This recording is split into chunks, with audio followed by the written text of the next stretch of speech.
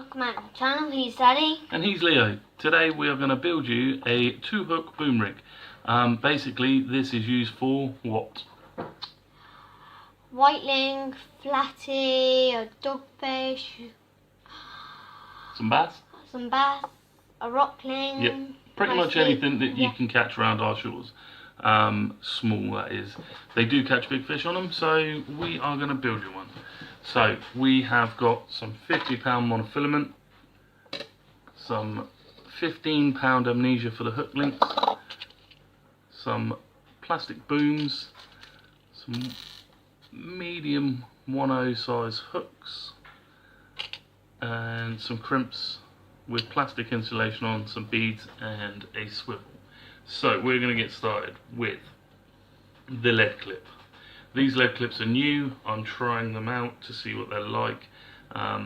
They are not that expensive from where I bought them from, so if they're not any good, we haven't lost anything.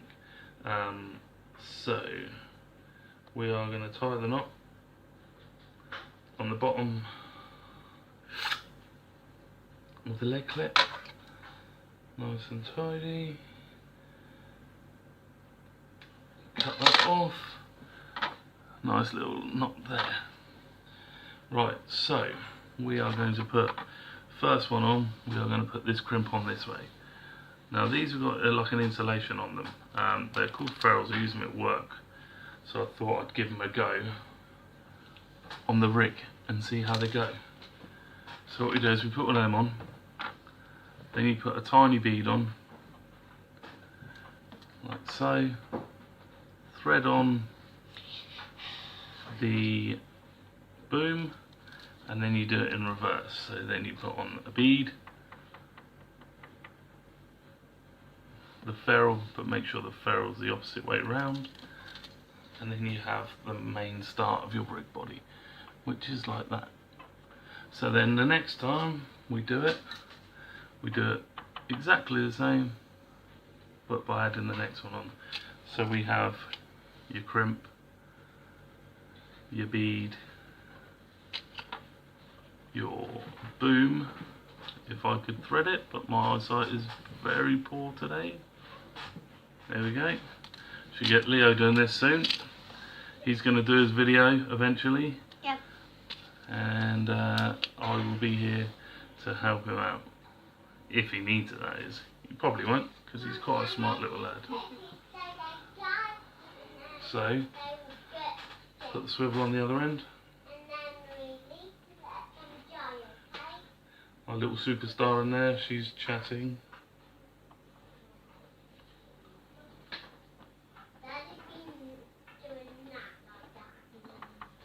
So, we tied the swivel on the end, like so. We've got an audience. So this is what we end up with. So normally I like to leave probably about 3-4 inches from starting the rig. I kind of like mine to lay down over the lead so that the hook's away from the lead. So get a pair of crimpers, rusty ones, and just nip them. Not too tight, but tight enough so that you crimp it. I like to crimp them all the way down, like so. Then the next one, I don't like to do them too tight. I like them to be able to swing around in the tide if they need to. So I'll probably leave a couple of mil there.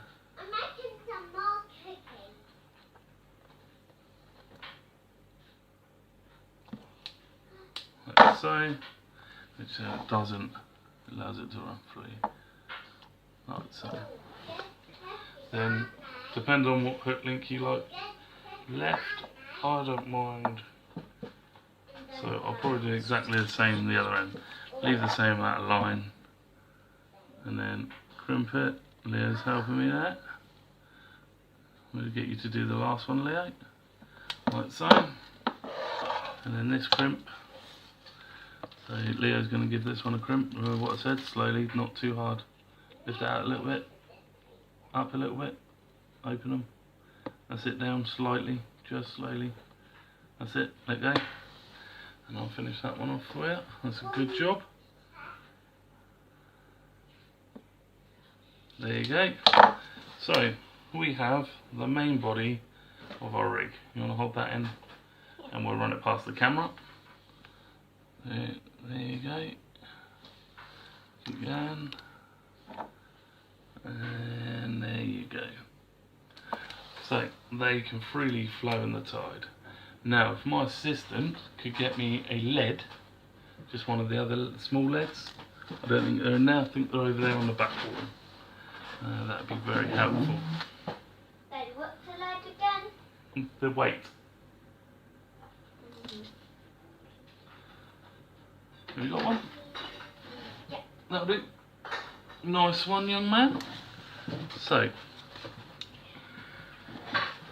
that just sits in the tide, flowing like that.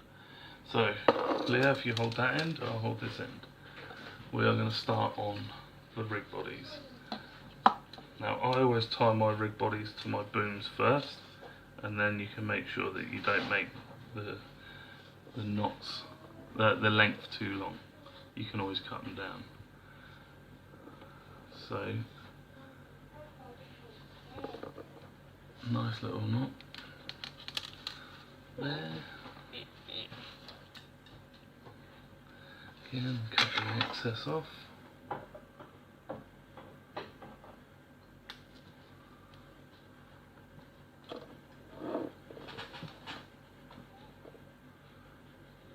Tricky little birds. These aren't my normal scissors. I think I may have lost them on the beach. So, Leah, if you can. So, what you want to do, I normally cut mine just above my other rig, my other boom. So you can always put beads on this, or you don't have to. I'm going to put one of each bead, just a little bit of floating beads. I quite enjoy these beads at the moment. They're quite nice. So I'll put one of these floating beads on that I used in my other rig, just to show you they are quite bright. You can even see during even when they're light, they shone really well on the beach the other morning. Even though it was in daylight, you could still see them shining bright. So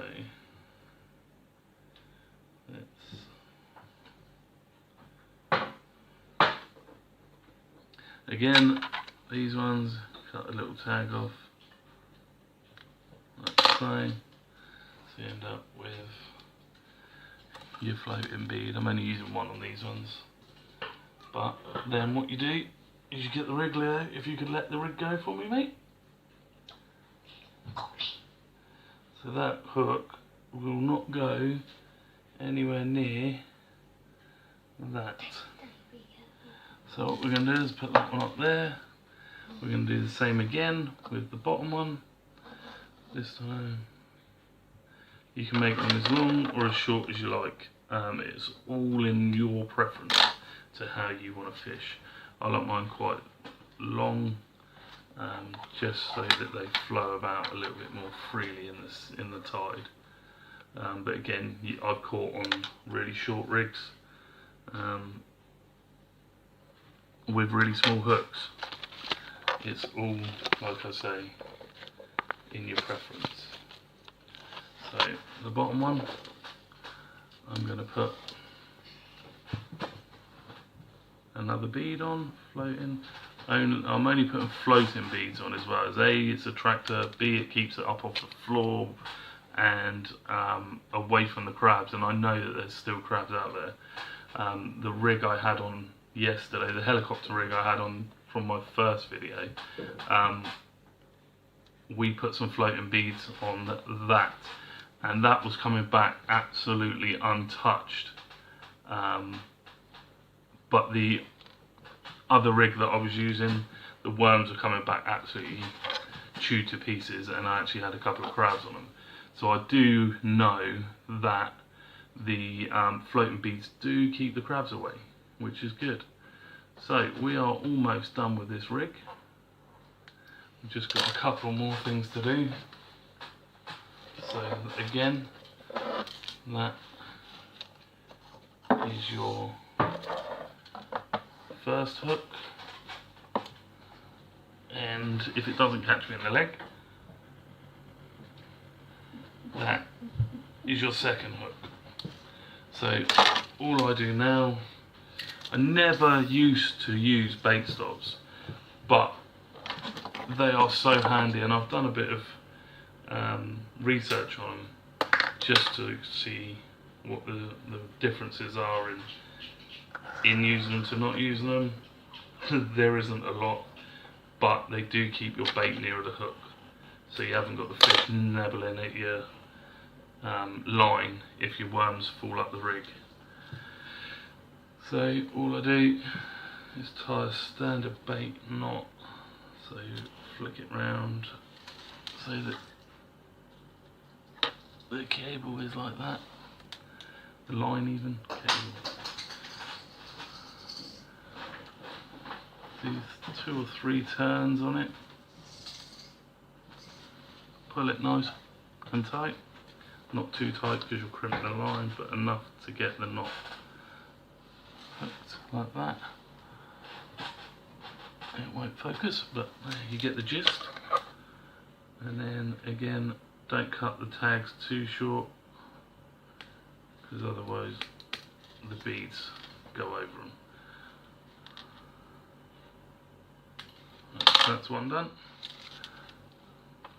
And as you see, the bait stop, or the bead stop. And that, go down like that. Almost looks like a little jig head. Again, we'll do it with the second one.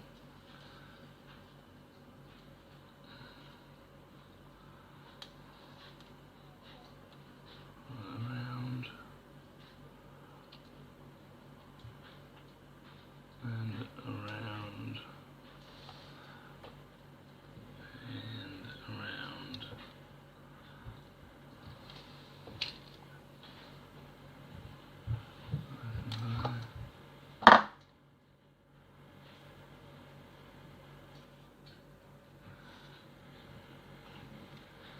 And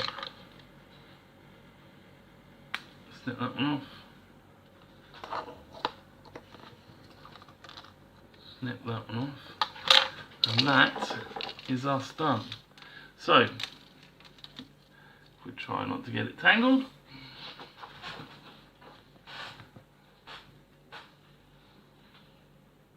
We have, from top to bottom, a swivel, our crimps and beads, and boom, down to another set of crimps and beads, to the lead clip and the lead. And then if I can show you, I doubt that you can see it very clearly. Maybe if I stand in front of it, you have your lead rigs. So that is basically a 2-hook flapper with booms. We are done. If you have any questions about anything or any other tips that could help us, please leave a comment in the comment section below. If not, please like and subscribe. Thank you very much. From me and Leo, we shall see you later. Goodbye.